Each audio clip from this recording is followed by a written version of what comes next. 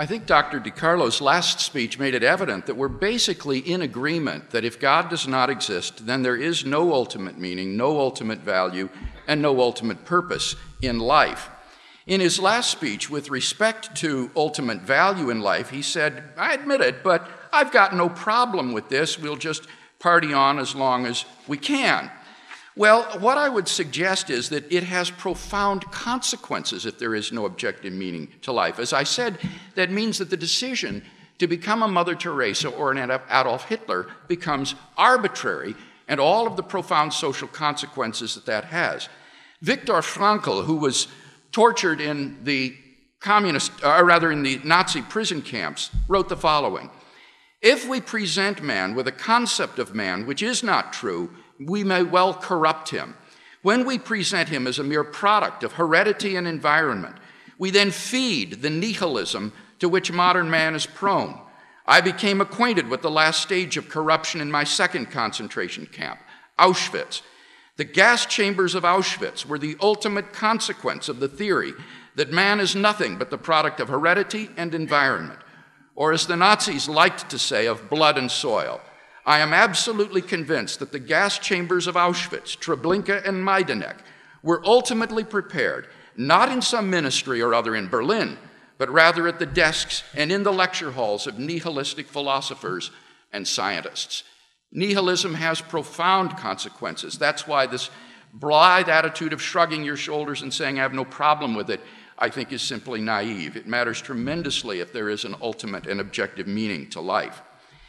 Now, Dr. diCarlo in his last speech said religious beliefs are the result of a desire for immortality, and that's why belief in religion arises. Now, if this is supposed to be an argument for atheism, then it simply commits what's called the genetic fallacy.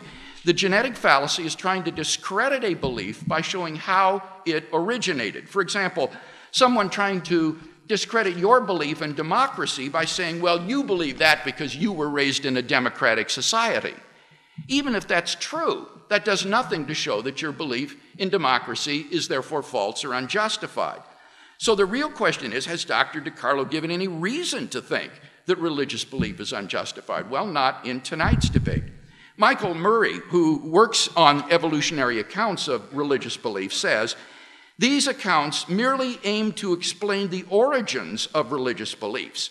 And as we all learned in our Intro to Philosophy courses, an account of a belief's origins tells us nothing about its truth.